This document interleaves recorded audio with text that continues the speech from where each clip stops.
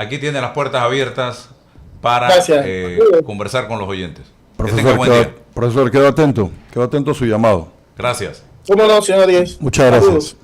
Bien, acá seguimos con Gabriel Díez, precisamente, ¿cómo ve el país? Yo he estado escribiendo en reiteradas ocasiones, ¿será que perdimos la capacidad de dialogar? ¿Será que perdimos la capacidad de escucharnos en un país de 4.2 millones de habitantes? Bueno, buenos días nuevamente y gracias por la oportunidad. Primero de todo, quisiera empezar por decirte que diálogo pasa por dos partes. Alguien habla y alguien escucha. Así que no es que solamente estamos perdiendo la capacidad de plantear nuestros argumentos de una forma seria, una forma completa, una forma sin insultos y sin peleas, sino que también estamos perdiendo la capacidad de escuchar y de tolerar las diferencias que enriquecen el debate, porque al final del día dos opiniones diferentes juntas logran sacar un mejor resultado. Y eso es lo que nosotros tenemos que buscar. Mucho de esto que estamos viviendo es el producto de no escuchar.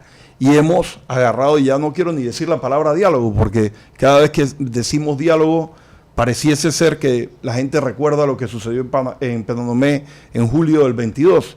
No, estamos hablando de la capacidad de conversar. Quizás el término debe ser conciliar. Busquemos la conciliación entre panameños que nos permita tener planteamientos buenos para las mayorías y tirar hacia adelante esto. Mire, yo le agradezco a usted la invitación y que haya estado el profesor Sánchez aquí y que usted me haya permitido incorporarme a la mesa. Porque, como le dije, nosotros solicitamos esa reunión hace más de 3 semanas. ¿Por qué? Porque veíamos este problema aumentando y lo que no queríamos era en octubre y noviembre del 23. Lo que no queríamos era más enfrentamientos. Yo sé que anoche hubo enfrentamientos en Santiago. Entonces, nosotros, ¿a dónde vamos a llegar con esto? Cuando en el país habíamos vivido enfrentamientos de noche, habíamos vivido protestas en fines de semana. O sea, el nivel de crispación está llegando a un nivel inmanejable. Y por el otro lado, tenemos que estar todos claros. La razón número uno de esto no es necesariamente o únicamente la modificación a la ley del Seguro Social. Sí, hay una acumulación de factores. Hay una acumulación de factores. Estamos llegando a un año de este gobierno y no hay ese despegue económico. Pero también tenemos que entender, venimos con 6 meses de conflicto, con 8 meses de conflicto, no puede haber despegue económico cuando hay conflicto. O sea que también tenemos que entender que nosotros mismos nos estamos amarrando los cordones de los zapatos y queriendo caminar. Tenemos que buscar una forma de entendernos y de poner las cosas primero. Yo creo y ojalá el profesor Sánchez nos dé la cita para poder sentarnos y escuchar y poder decirle, mire, profesor, entendemos este planteamiento suyo, ahora veamos los números. ¿Por qué? Porque ¿cómo vamos a sostener un sistema solidario donde hay pocos contribuyentes por cada jubilado? ¿Cómo lo hacemos? ¿Cómo hacemos en un país donde la mitad de la población no contribuye al seguro social? Porque es el sector informal, la población económicamente activa. ¿Cómo manejamos eso? ¿Y por qué están en esa situación? No, y el seguro social le podemos aprobar todas las leyes habidas y por haber. Pero si no le inyectamos recursos económicos, es por gusto. Es lo mismo que la educación. Vayamos a ver el tema de la educación. ¿Usted cree que solamente con dinero mejoramos la educación de nuestros hijos? No. Entonces, ahí está el mal. O sea, nosotros no podemos decir el problema de la educación se soluciona solamente colocándole el 7% del PIB.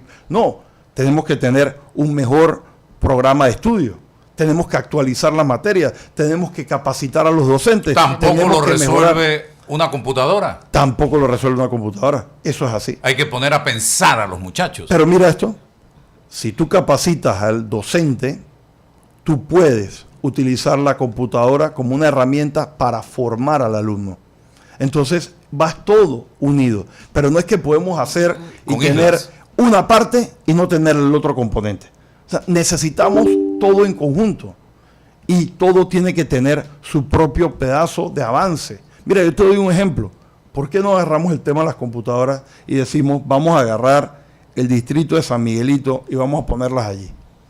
Y vamos a trabajar con ese distrito donde hay una alta población en un área relativamente pequeña. Como un plan piloto. Como un plan piloto. Veamos los resultados a 1 año, a 2 años. Entonces eso nos permite avanzar a nivel nacional.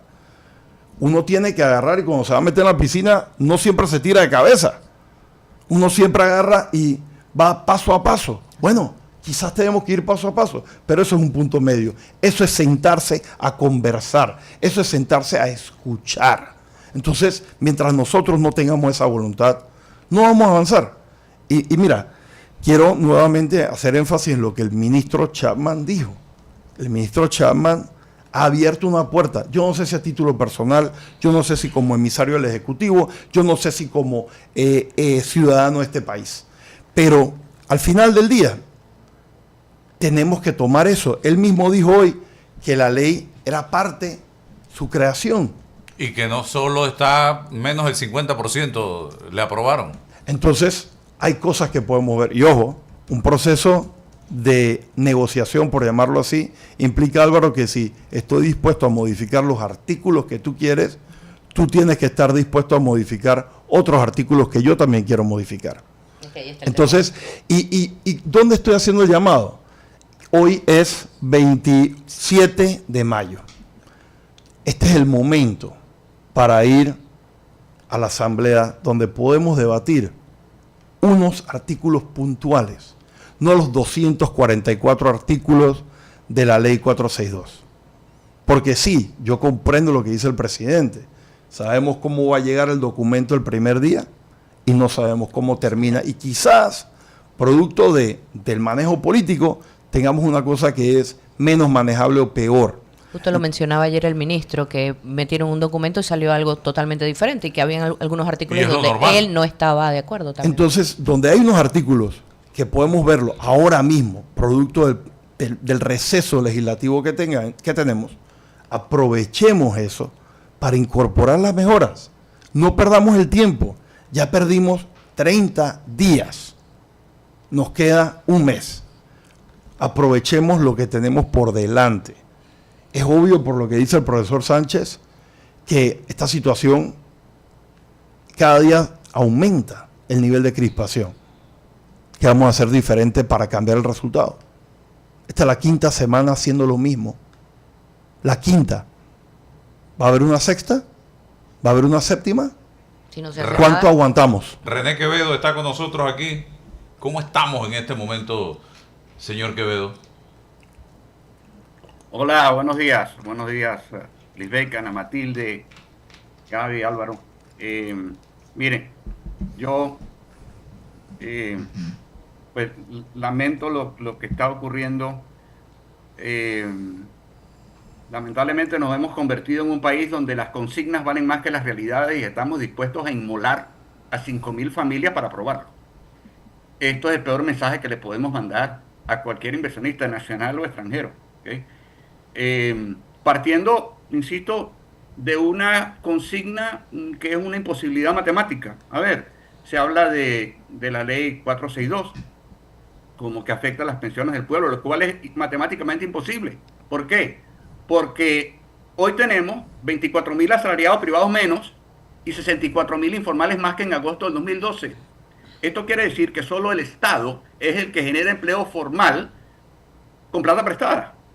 Es decir, de hecho, de esos 63.000 nuevos funcionarios, 38% fueron educadores, 28% personal de la salud y 27% personal de la administración pública. Cuadro 14, último informe de la Contraloría, para que no me llamen vendepatria ni me pongan ningún calificativo. Los mayores aumentos salariales se han dado en el Estado. 96% de los educadores en ese periodo, 2012-2024, 65% personal de la salud y 55% la administración pública. El resto de la economía aumentó salarios en 43%. Entonces estamos partiendo de una consigna que es una imposibilidad matemática. ¿Okay? Sencillo, esto es la evidencia. Yo no tengo la verdad, solo tengo la evidencia. Lo que no se mide no existe. No estoy haciendo un juicio, estoy haciendo una autopsia, como yo digo. De por qué pasó, por qué se dieron esos aumentos, no sé, insisto. Lo que pasó, pasó, como dice la canción. ¿Okay? Lo que sí es que, insisto, en este momento tenemos que sentarnos, sí, a hablar de por qué razón invertir en Panamá dejó de ser buen negocio. Las actividades que generan el 80% de los empleos en el país desde el 2012 como bloque generan 100% empleo informal. 100%. No hay sistema de pensiones que aguante ese golpe. Entonces, y lo hacemos con plata prestada porque del 2012 a hoy aumentamos la deuda en 40 mil millones de dólares. Entonces, a ver, creo que estamos hablando en un diálogo de sordos, pero ya llegamos a un momento donde, insisto, no tiene sentido lo que está pasando. En una economía donde el 70% de los empleos son presenciales, toda restricción de movilidad, cualquier sea la causa, por muy digna que sea, genera desempleo a los estratos más humildes, ¿ok? Eso es automático. Entonces, como digo yo, hay un incendio en el barco, solución, hundámoslo. No tiene sentido, no tiene ningún sentido, y creo que sí, yo creo que debe haber diálogo, claro que sí, pero permanente, y no con respecto a la ley, porque la ley no es el problema. O sea, a ver, derogar la ley no tiene sentido. Lo que no quiero decir es que no sea mejorable, claro que sí, ¿ok? Pero eso estuvo en la Asamblea 6 meses, ¿ok?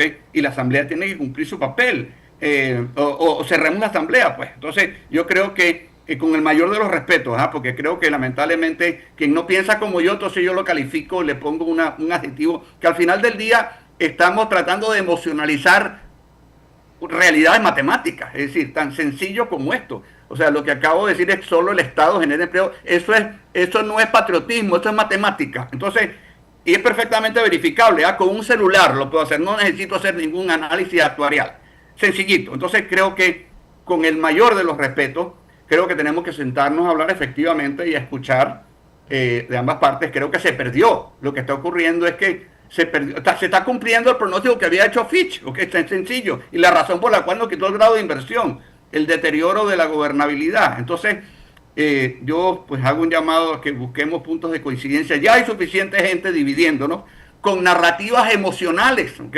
Y no olvidemos que uno de los resultados recurrentes de las pruebas PISA en Panamá es que solo 1 de cada 100 de nuestros jóvenes sabe diferenciar una opinión de un dato, ¿ok? Esto nos hace rehenes de nuestras pasiones e inmunes a la verdad, porque lo que no se mide no existe. Entonces, esto amplificado en el contexto de las redes sociales, lamentablemente, pues crea una situación complicada, y es hora de buscar puntos de coincidencia. Yo creo que más es lo que nos une que lo que nos separa, pero el Estado no puede ser el único generador de empleo con plata prestada. O sea, eso es imposible, o sea, eso no es sostenible, y creo que dentro de todo esto, yo no sé, no soy abogado, no sé. Pero el análisis tuyo, y que es la conclusión de los datos que tú examinas diariamente, también nos lleva a la reflexión de que el sector privado tiene que entender que está generando empleos con precariedad, porque definitivamente si ellos son los que están generando el resto de los empleos que no genera el sector público y son informales, entonces ahí también hay una corrección que hacer en el sistema. Sí, pero es que si no hay inversión, a ver, si no hay confianza, nosotros sacamos del sistema en los últimos 5 años 4.600 millones de inversión privada, data dura.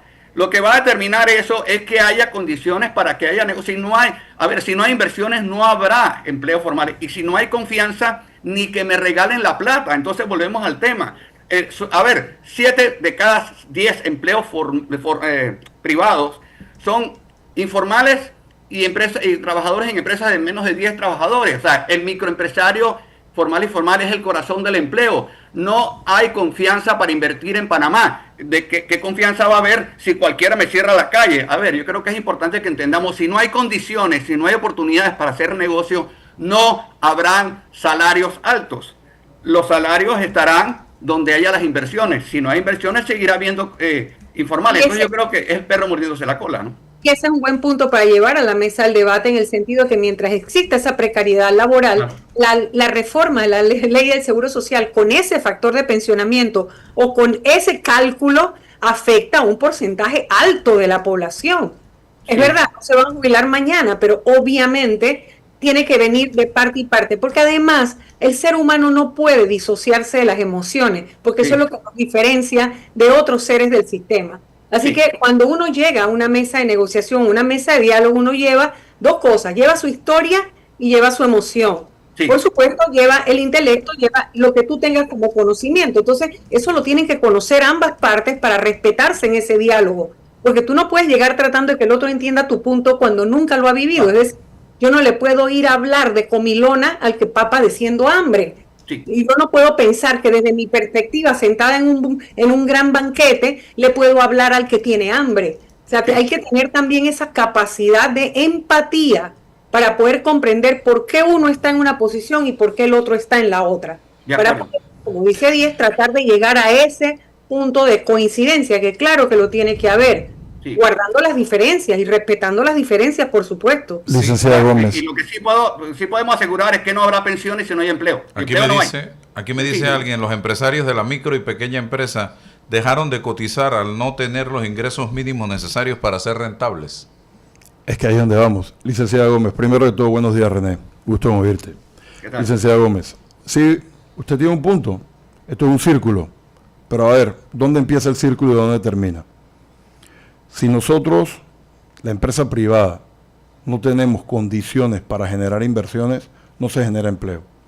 Nosotros somos los que queremos tener empleados formales en el tiempo. ¿Cómo se logra eso?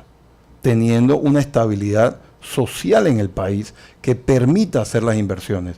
Ese pequeño empresario que se ve obligado a trabajar con colaboradores y no contribuir al seguro social, ¿se debe a qué?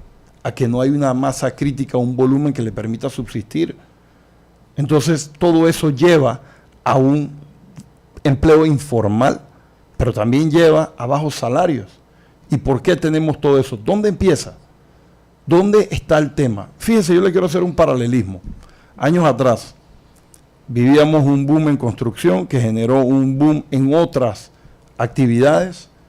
¿Cuál era el problema de protesta en la calle? Era todos los inconvenientes que esas obras generaban. ¿Por qué? Porque vivíamos en un sueño encapsulados en que todo estaba bien porque había plata en el bolsillo. Se terminaron esas obras y nos dimos cuenta que estábamos mal, que eso fue un pantallazo, un flash, una foto del momento de algo muy puntual. ¿Por qué? Porque teníamos la mina y teníamos la ampliación del canal corriendo en paralelo, que generó una enorme cantidad de empleo. ¿Nosotros qué tenemos que hacer?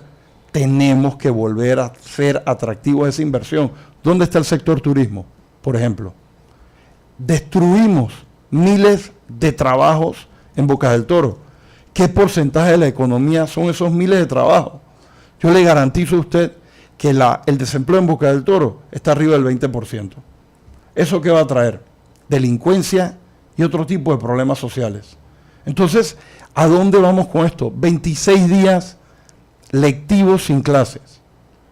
Esos muchachos que están en su casa son caldo de cultivo para malhechores y para las pandillas. ¿Cómo lo sacamos? Son caldo de cultivo para deserción laboral. ¿Qué futuro van a tener ellos cuando tomen ese mal giro en su vida?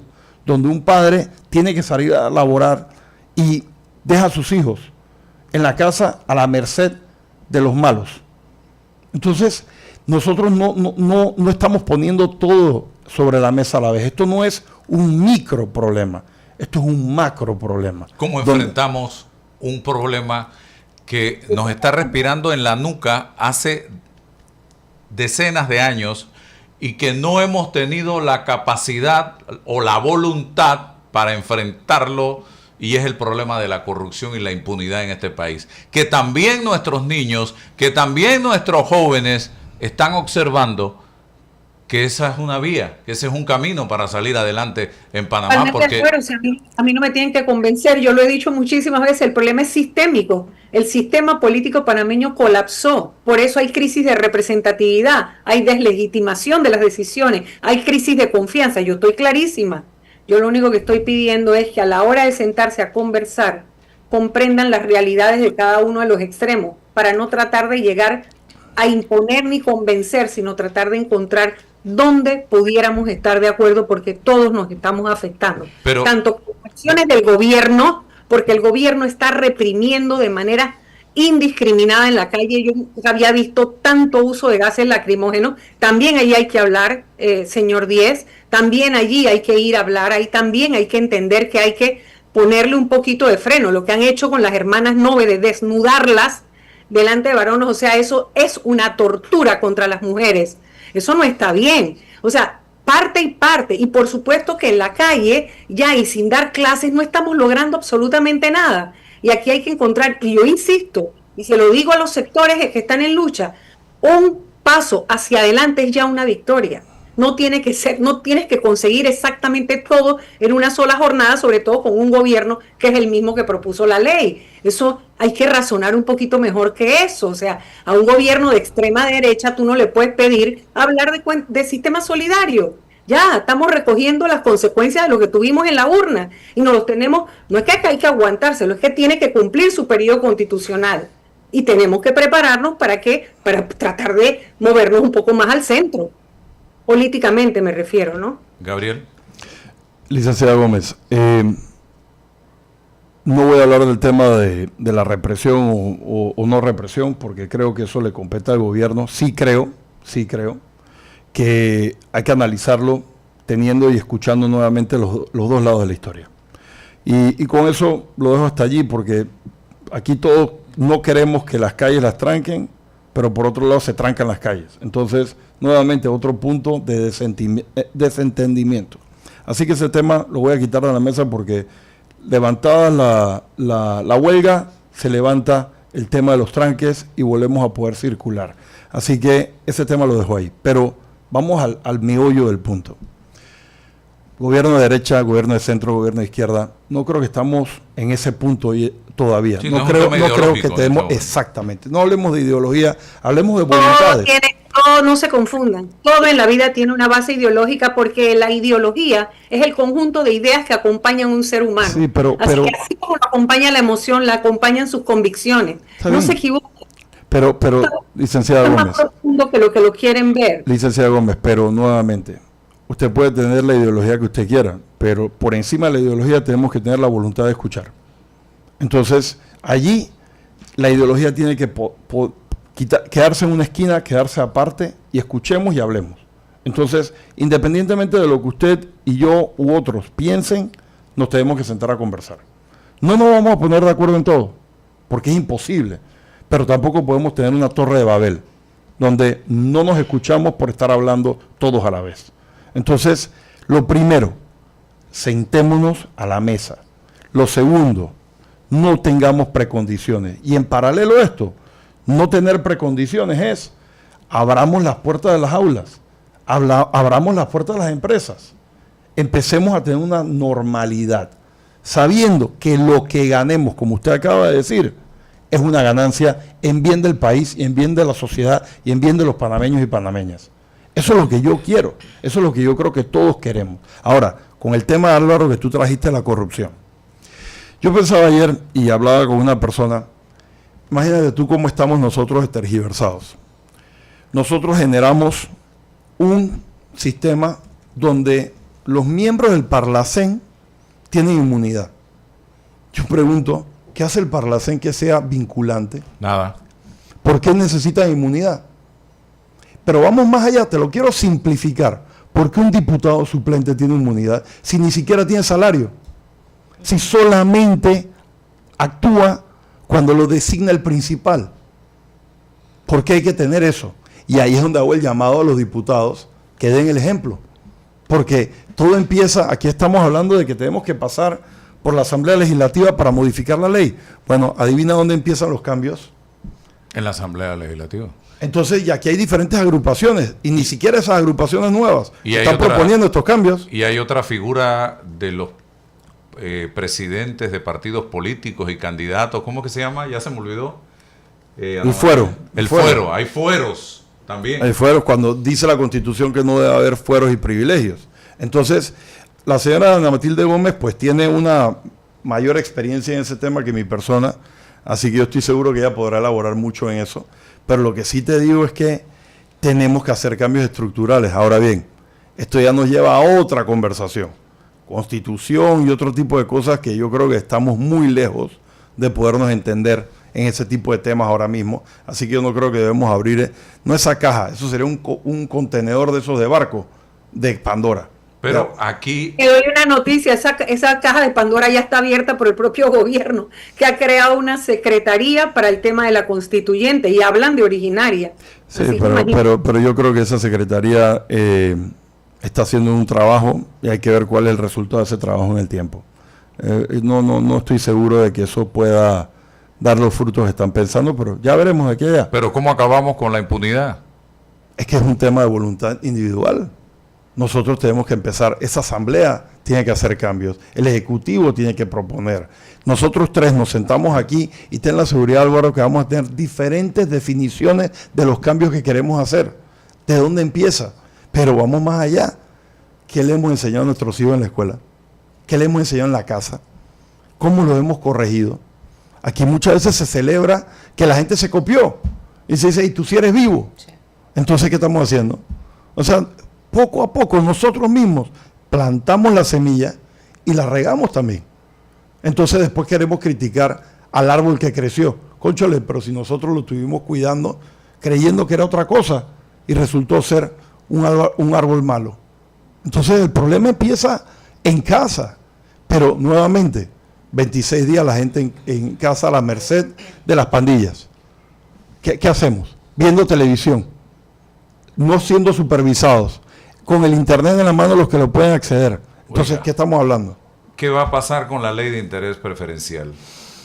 Álvaro, a ver, yo quiero empezar por decirte que esa ley tiene 50 años. Esa ley se trabajó, esa ley se fue extendiendo a lo largo del tiempo.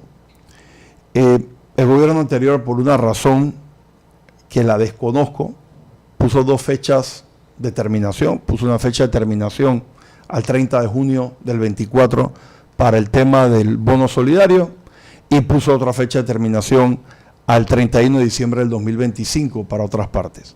Nosotros venimos hablando con el gobierno desde el 1 de julio, desde que empezó el gobierno veníamos viendo el tema de la ley de intereses preferenciales.